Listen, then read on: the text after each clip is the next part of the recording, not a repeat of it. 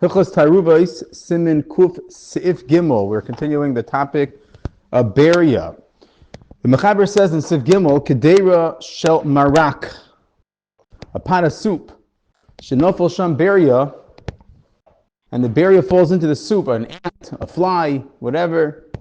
Benevda, and you can no longer locate that fly, that ant, whatever Beryah you decide on. Aser Hakol, the entire soup is Aser. Ad Kan the Mechaber. This is probably very straightforward halacha, and it's so straightforward that it needs to be explained what the Mechaber is being mechadish to us over here. So the first thing he's teaching us is a very fundamental concept that we don't say maybe the Beryah was nimoach. Maybe the Beryah melted. Right? The fact is that it was nevda. I found a fly, fell into the soup, and I can't find it. Well, maybe the reason why you can't find it is because it was nimoach. And even though, maybe it could be. So that the Mechaber is teaching us for sure, we're not saying that. We can ask, but why don't we say that? That's actually a very good point. I can say shema nimoach. I don't know what happened. Maybe it was nimoach. And I'll even throw in further. You'll say, well, what's that called? That's a suffix, right? So what is this? What is Beryah? Beryah is a suffix d'Rabbanan. And what do we say by d'Rabbanan? Suffix d'Rabbanan lakula. So since it's suffix d'Rabbanan lakula, actually on the contrary, I should say it is mutter over here. Why taka is it machmir? So we can think of two explanations. One explanation is because it's not considered what's called a suffix hashakol. Maybe suffix hashakol means that it's equal, 50-50 chances. So the possibility of the ant becoming nimoach, or whatever bug is, or whatever berry that you decide on, the possibility of that happening is not really something that is equal. The chance of it becoming nimoach is actually not so likely. It's more likely that it's just still whole in your pot.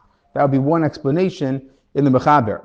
If that were the explanation, I would think that it would depend on the type of bug and the type of Beryah. I would imagine that some Beryahs are probably more likely to become nimoach than others. I have no idea. I'm not an expert on the Metzias, but I would imagine that would be the case. Another explanation we can say, and I think this is also very true, I didn't see the poskim speak about this halacha in this context too much, but it could be that another explanation is that being that you have no reason to assume that anything happened, meaning we basically go based on the chazaka. The chazaka is that the bug fell in, and it fell in as a Beryah. I saw it with my own eyes. The bug fell into my pot. So now maybe something happened. You can't just say maybes like that. So because since you had the chazaka, it was huchzak, that it was aser, basically game over for your pot until you get rid of it. Possibly. Okay. So now let's talk about straining. Very good. What? That's the shach. So the shach says, this whole mechaber is discussing a case that I was not able to strain out the bug from my pot. But if I were to able to strain it out, then everything is mutter. That's what the shach writes.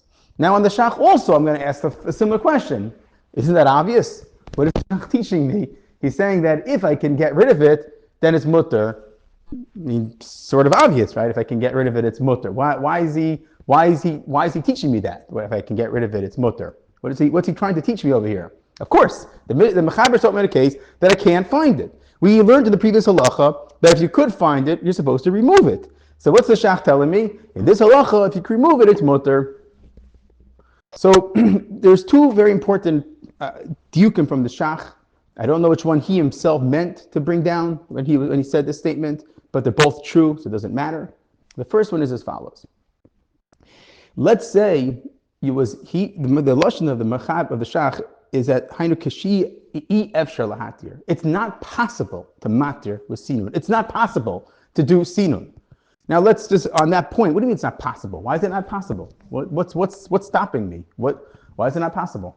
The language of the shach, it's not possible to Masanim. So the Pri Megadim explains, he says, why is it not possible? You have two possibilities. Now, clarify, not possible doesn't mean you didn't do it. Not possible means it's not possible. You can't, even if you wanted to. So the Pri Megadim says, Hainu kishu av o biryesh ovedes derech nikvei misanenes. Either the pot is so thick, and this is very shchiach, by let's say you have a very thick soup, not let's say chicken soup, but more like a very, Cholent is a great example. Cholent is a great example. You can't Masanim in Cholent. Impossible, right? There's no concept being Masanim in it. So that's the first explanation of the Pri Megadim. It's not possible even if you wanted to. And the second explanation of the Pri Megadim, a little bit of a bigger chiddush, Beryah she'ovedes derech nikvei misanenes, it's going to pass through the misanenes. So I'm using chicken soup, which is very thin, but the problem is that the bug is so small, it's going to go through my misanenes. As a side point, that Pri Megadim is a very big chiddush, because what do you mean it's too small? So get a smaller one.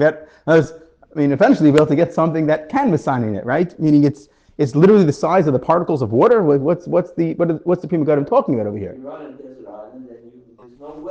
Oh. So the Pri Megadim, this is now I'm already a few steps away out of what I want to be in, but on purpose. The Pri Megadim is telling us that if you're in a case that you don't have a misanenes, and I guess it's not shiach in the town, even though theoretically I could make one, right? I can go to the engineers and I say, hey guys, I got this really small bug in my soup today, and I need to misanin it. And the hardware store says, sorry, dude, that doesn't exist in the world. We don't got such types of misaneneses. Yeah, or maybe they say, you have to go to this place in who knows where to get that misanenes. So my guess is from the Pri Megadim that you could be mekel, because that's called efshar l'sani. I mean, practically speaking, I have no way to be misanin it. But now let's come back to what I want to say. The Shach is telling us, I'm not able to misanin. If I was able to misanin, the halacha is, you must misanim no matter what. Okay, so like this, very, very important halacha, very, very, very shchiach. I have, let's say, chicken soup, and in this chicken soup fell a davar shel iser, not a beryah. Okay, it could have been a bug, but it's chopped up. Who knows what? It's not a beryah. A piece of iser falls into my chicken soup. I look around, I look everywhere. I can't find it. Everyone's looking. I can't. Nobody's. Take it out. Take it. I can't find it. But you're able to misanin it. You can, even though I can't see it now, but I can theoretically, I can actually throw it through the misanin. So the halacha is, the Shach is applying it here and earlier, you must misanin it, even though you can't see it right now. But since you know that the isser is in there, and since you know that you have a way to remove it, so therefore you're obligated to remove it. So the Shach teaching me over here, the Shach is saying, he's asking as follows, that why is the Mechaber telling me that this is Asr Mitzad Beryah? What's the Mechaber saying? I have cholent, and the fly falls in the cholent, and because I can't find the fly, so therefore the whole cholent becomes, I'm not sure if a fly is a beryah, but okay, maybe he says earlier an ant we know is, but there's a discussion by Parosh, I don't know if Parosh is Zvuvim, they discuss these other things. But let's say an ant. So an ant falls into the cholent, and an ant is a beryah. So now, according to Mechaber, it's also because a bear is in a bottle, and the Shach is saying, Ma bekach she'ein a bottle. Hooray, you're supposed to misanin it. Even if it's not a beryah, it's ain't a bottle because you must misanin it. So the Shach is saying you can't misanin it. It's impossible to misanin it. So therefore, if it wasn't mitzad beryah, in fact, the ant would have been bottle. That's what he is teaching over here. But if you misanin and you don't find now the next thing. Very good. What about that case? And that might also be implied in the Shach. I'm throwing a lot into the Shach, and as I said, I don't know what the Shach himself meant when he wrote it. Normally he's elaborating, here he's not, but everything we're saying is still accurate. Exactly like you just said. If you, in all cases, that you're able to misanin, even a beryah, a non-beryah, everything, and you're able to misanin it, and you are misanin, and you can't find anything, now what? Basically, Gemara Psachim discusses this case. Now what? It's very much mashma in the Shach, and it's also mefurish in the Pre-Toar, that if you're misanin it, it's mutter. Again, but only in a case, that's what the Shach is saying over here, only in a case because it's efshar l'saning. So I think that could also be implied in the Shach. What's the Mechaber saying? The Mechaber is telling us that it was nevda, and therefore everything is aser. So the Shach says that's only in a case that it was efshar l'saning. Because it was efshar l'saning, he's not trying to say, he might, according to the second explanation that I'm suggesting, what he's saying is if it's efshar l'saning, it's not aser, because it's mutter, ayadei sinun, even though you can't find it, even though it's nevda. you should be told that it's nimoach. What? And you'll be told that it's nimoach, right? Very good. Be told that it's nimoach. Or you'll be told that it left and you couldn't find it, or something along those lines. Yeah, okay. Very good. Next halacha, Sif Daled. Yerakos mevushalos shenimsu bohem gimel tolaim hayerakos asurim. Aval. So you have vegetables. You have your broccoli, a nice bulky vegetable, and you cook the vegetables. And after you cook the vegetables, You take out your vegetable, your broccoli, and you find 3 bugs in your vegetables, on your broccoli. Asurim, everything is usur. You can't eat your broccoli anymore. And presumably, not presumably, the Mechaber is telling us this, nothing works in the world at this point. You can't, there's nothing to do to save your broccoli. Your broccoli is completely usur. But if you, before you cooked it, you looked for bugs and you took out more than 3, would that be much? So then, right, so if you did bedika beforehand, so then it'd be mutter. But the problem is, Even if you took out more than 3. yeah, even if you took out, so that's a very good question. I mean, how, you're asking is, what is the level of bedika that is required? And it's very unclear, because once you have 3, it's considered huksuk. And once it's huksuk, so then what? Right? What's the shear of bedika? Yeah. Yeah, but Yerachot in Lashon Chazal Yeah. is like green leafies, Okay. like spinach. Broccoli, after you could pick it apart and you could look at each flower and you could see it, but it's impossible to do that for spinach or shine or anything like that. So then we come back to the question then. So then if that's the case, then what's the chiddush of mevushalos? Because the saying is, Yerakosh mevushalos, the point of mevushalos is that you can't do bedika anymore. Because it's too, You can't do bedika, right? Right. If it's carrots or something like that, so then you can. Yeah. But I think the point here is that, Yerachot that we see today. right, but the point is that before you cooked it, then you really could do bedika. And bedika should work. More so that, and even if you found that it has to be found more than 3, Right. that's okay. Keep Right, going. because you can clean a leaf. You can't clean it once it's cooked. Oh, that's it. Right. You're saying because the leaf, so before it's cooked, you just basically wash it and remove it. That's what you're saying. Yeah, very good, right. But that's the point. The point is that the bedika would work. There's things you could do beforehand, and these are the halachas we learned in Pei Dalet. Now, aber mei shlokos, but the water, misananon, umutarin. The water that was in the pot, you just strain it, everything is mutter. V'chen abasar, your chatzenu, yivtekenu, umutter. The meat as well, let's say you're making a simple stew, that, you had your would you spinach as my example, thank you. Spinach, meat, and some water in there. So the Mechaber is telling us is that the vegetables become usser, the meat, although also might have some bugs floating around in there, that's okay, you just wash it off, and everything is mutter. Now, a few critical points here. Even if it has cracks in it, the meat. Yeah, it's a good question, right? The Mechaber is not discussing that over here, like giving us the details, but presumably you're correct. If it's a very porous type of meat, and that bugs can get in. I don't know what we would say in such a thing.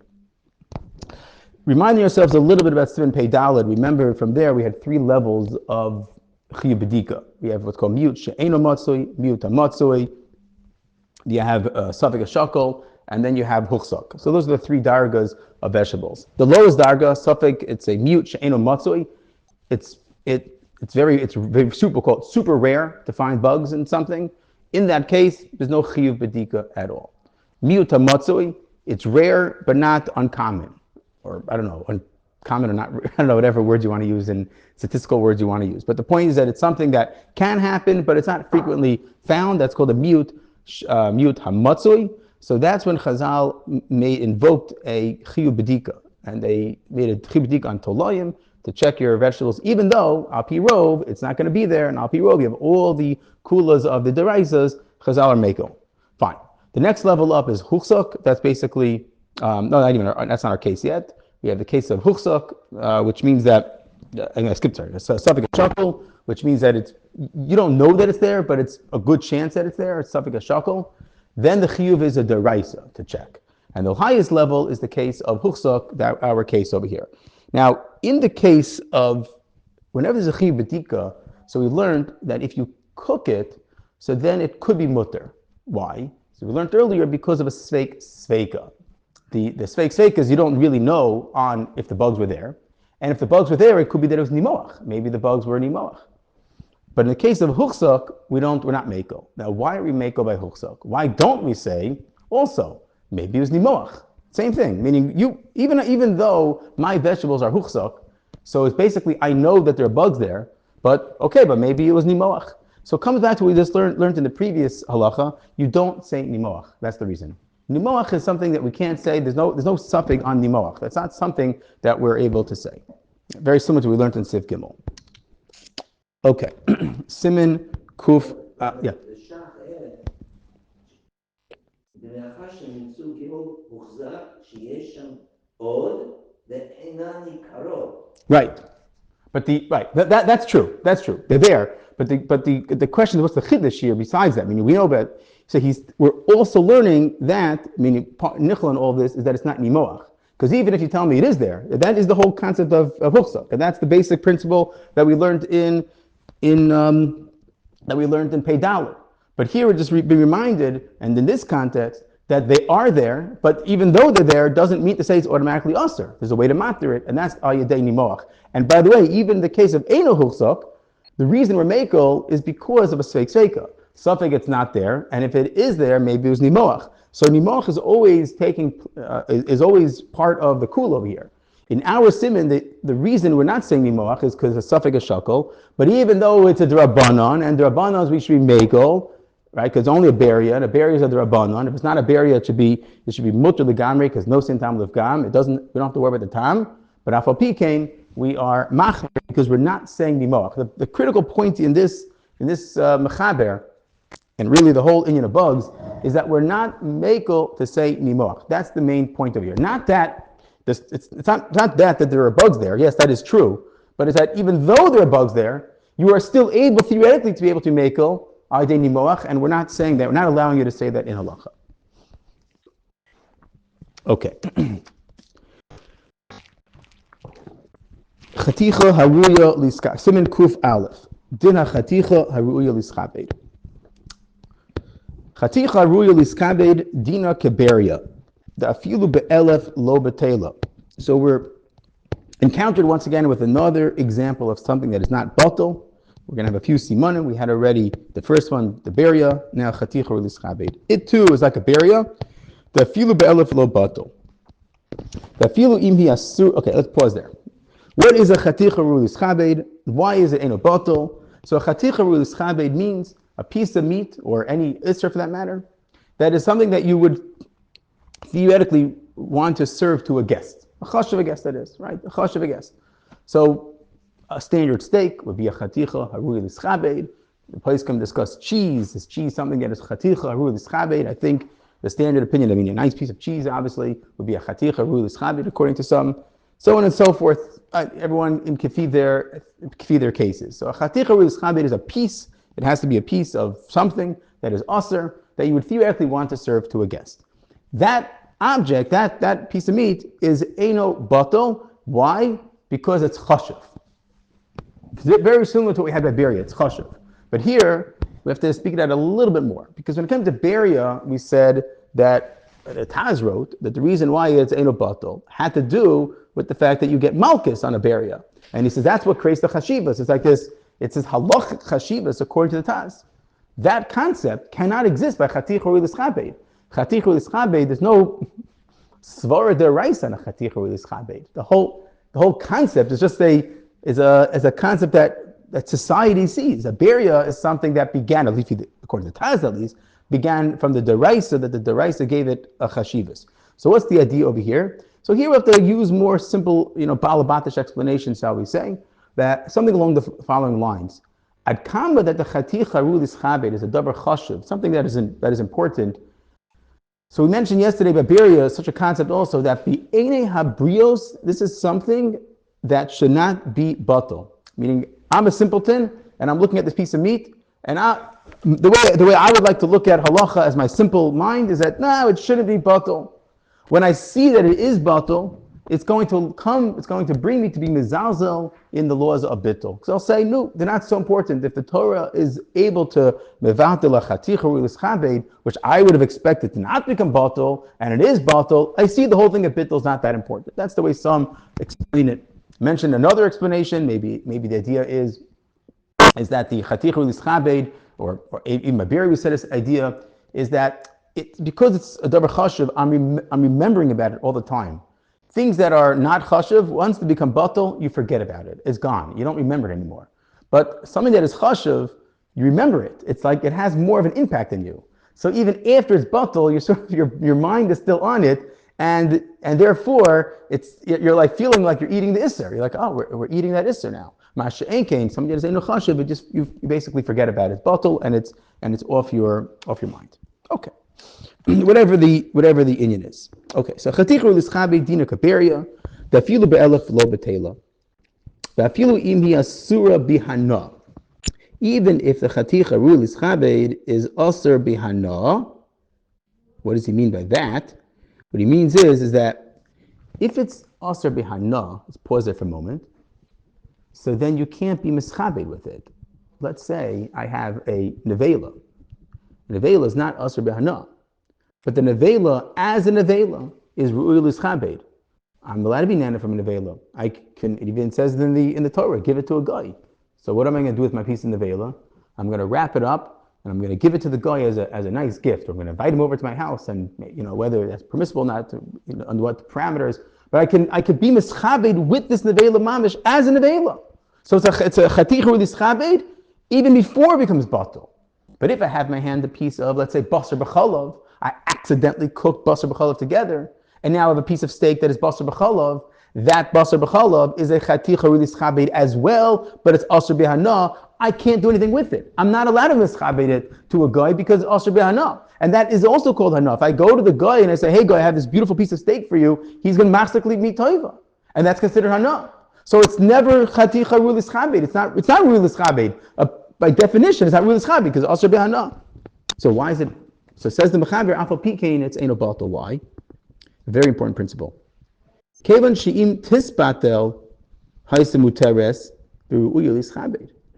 Since he says, the Mechaber teaches us a very important principle, that chaticha ru'uy l'schabed is not defined only based on its his chabdus status before the bittul, it's also based on his chabdus status achar the bittul. The hainu. If I have my steak and it's basar b'chalav, I am not able to mischabed it to the goy right now. But if I'm able to mevatel it, what can I now do? I can now mischabed. I can now take that piece of steak and present it to the goy. And this also might bring us back to why Chazal were machmir.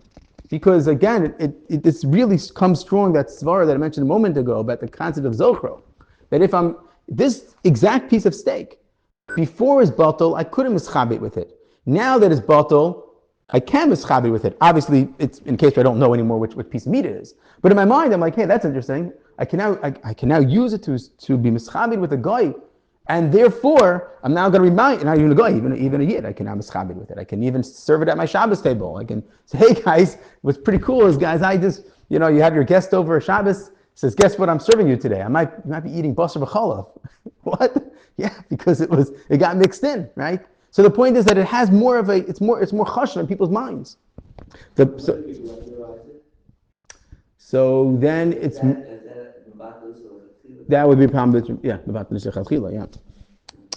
afilu eina surah rachmid rabbanon. Yoreh says eina betela. Even something that is only the rabbanon is eina betela. And the chiddush here is because the whole idea of chaticha ru'ul l'schabed is a rabbanon. So now it's basically two drabbanons. Drabbanon number one is the chumrah of chaticha ru'ul l'schabed, and the second chumrah is that on the drabbanon itself. The imu safek imi ru'ul l'schabed olo azlina l'kula. You're not sure. Everyone's like, I don't know. Everyone's sitting around like they're sitting with that piece of meat. Is this the kind of thing that we would mischabed? So of course your teenager says, of course not. Right? And the parents like, why not? I think this is great. We can always serve this as a, to the guest next door, right?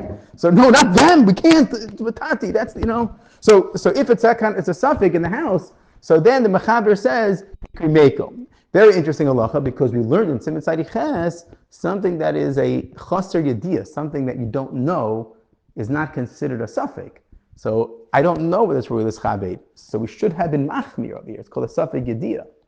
But the answer is, it's not really suffix yediyah. It's not something that can be determined.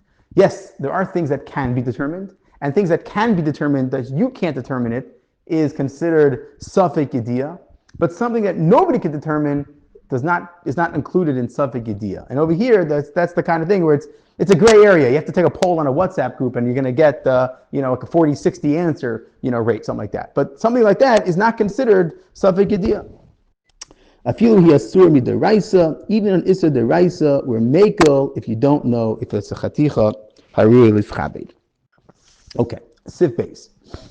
Ein ladin chaticha harui lischabed elaim ken isur machmas atzma kegoy nevela ubas v'chalav. Chaticha harui lischabed is only referring to a case that the chaticha itself is usher from its own self. It is be'etzem usher, like a piece of nevela. Or basar b'chalav. Basar b'chalav, we mentioned a few times, although you say, hey, that's not considered machmas atzma, it wasn't born that way.